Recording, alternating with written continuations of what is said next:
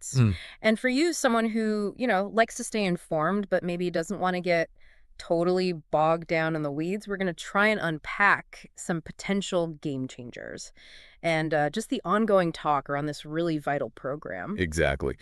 We've kind of zeroed in on three main things today. There's a proposed tax break that could affect some recipients. Okay. Then the regular schedule of benefit payments, which, millions depend on those. Absolutely. And finally, a notable change right at the top of the Social Security Administration. Okay, let's jump right into that first one then. The potential tax deduction. I saw Newsweek had a piece, May 13th, 2025, hinting at maybe a $4,000 break for some people. What's the story there? Right. So House Republicans have put together some draft tax proposals. And, well, buried in there is something they're calling an enhanced deduction for seniors. Enhanced deduction. Okay. Yeah. Now, it's really important to be clear here. This is not about getting rid of taxes on Social Security benefits altogether. So you might have heard that talked about before, maybe as a campaign promise. Right, I remember that. Yeah, this is different. This specific proposal is for an additional $4,000 deduction. An additional one. Okay.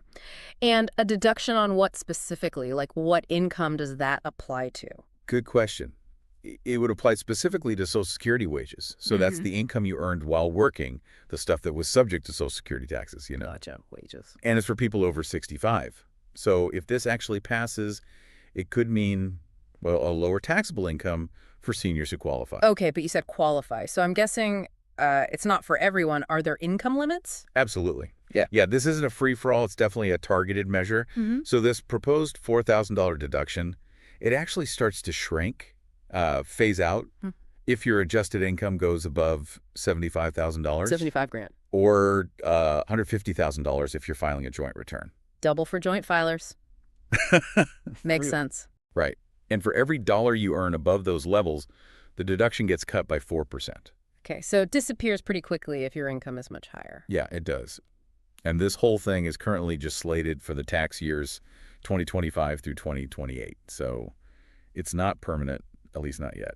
Interesting. So really aimed at folks with, let's say, more moderate incomes in retirement. That seems to be the idea, yeah. Now, you said this was part of a bigger package. It's not just happening on its own. That's right.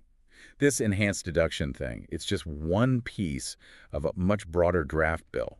The House Republicans are calling it their one big, beautiful bill. Kind of a mouthful. Okay. And according to that Newsweek piece, this bill is also trying to tackle the debt ceiling, extend some older tax cuts from the previous administration. Okay. And bring in some new tax breaks, too. Things like tips, overtime pay, even auto loans, apparently. Wow. Okay. So quite a mix of things in there. Sounds pretty comprehensive. What are the key players saying about it?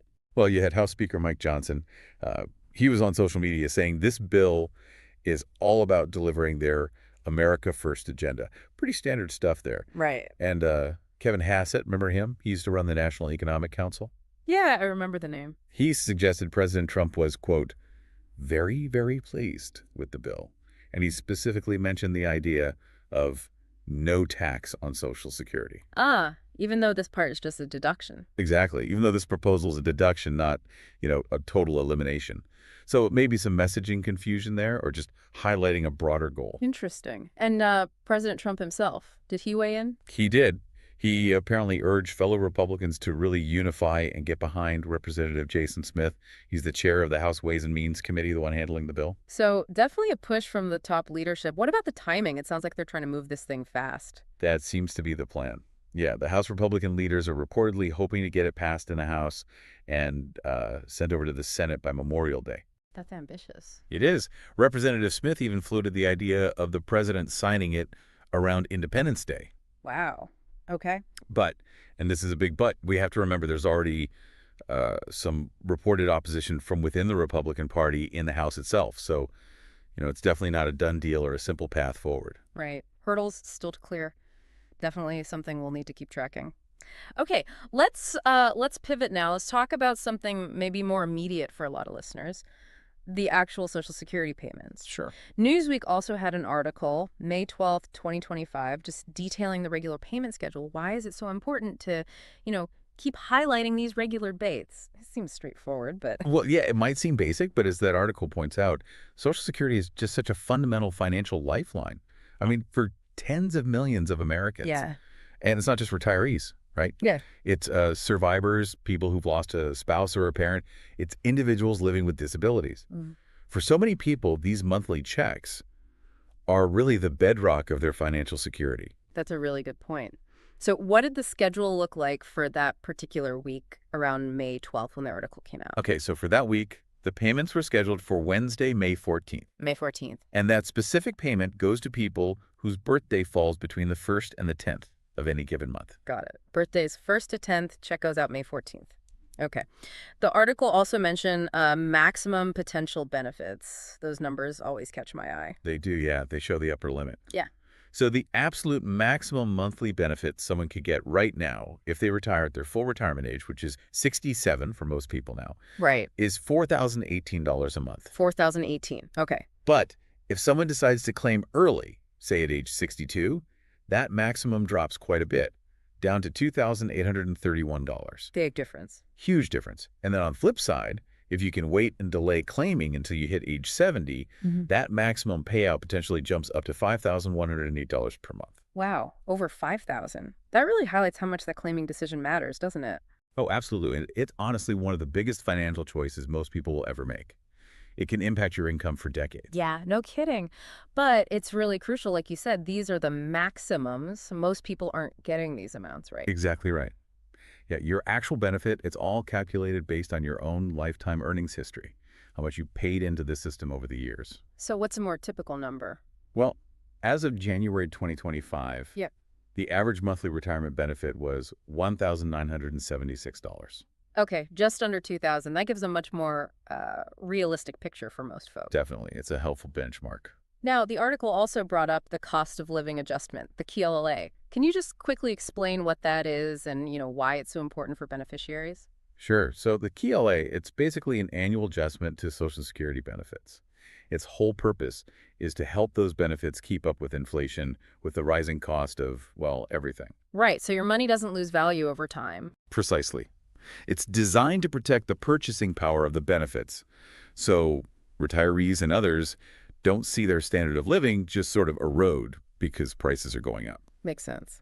So what's the outlook for the next one? Well, the official COA for 2026, that won't actually be announced until October, but the Senior Citizens League, or TSCL, they put out projections. Okay. And right now, based on current economic numbers, they're forecasting it to be around 2.3%.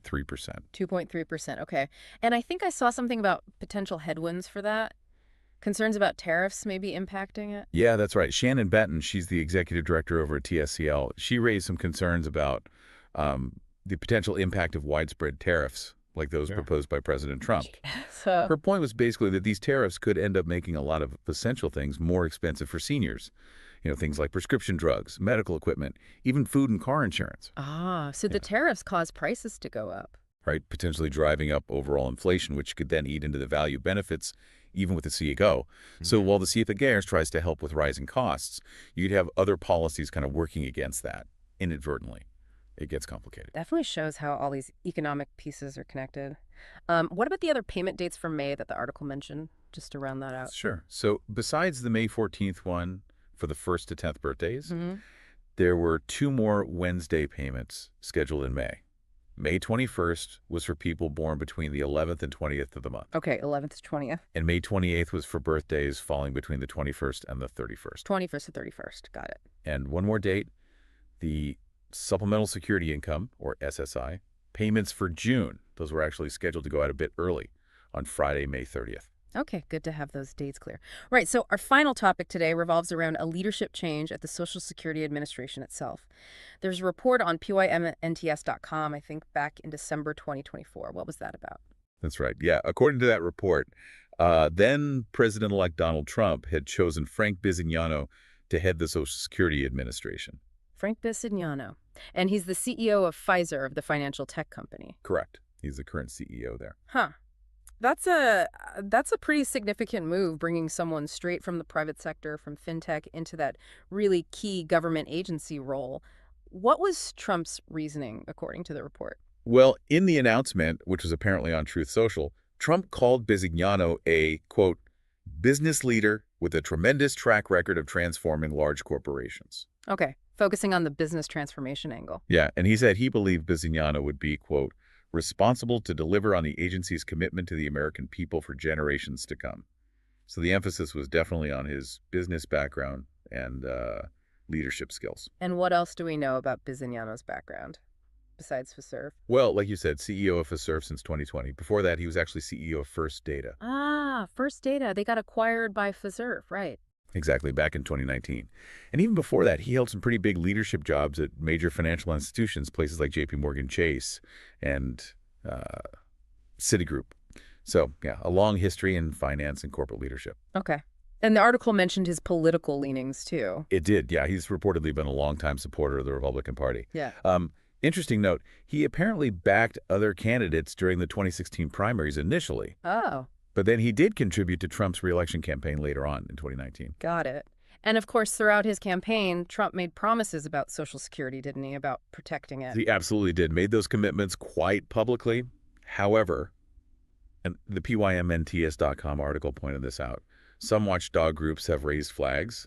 They're concerned that certain other policy ideas floated during his time could actually end up hurting the program's finances in the long run. Like what kind of policies? Well, for instance, the Committee for a Responsible Federal Budget, they're nonpartisan. They put out a warning.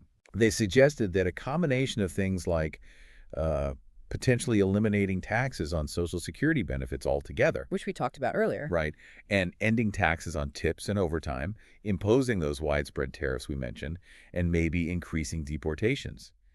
That combination could seriously worsen Social Security's financial situation. How badly?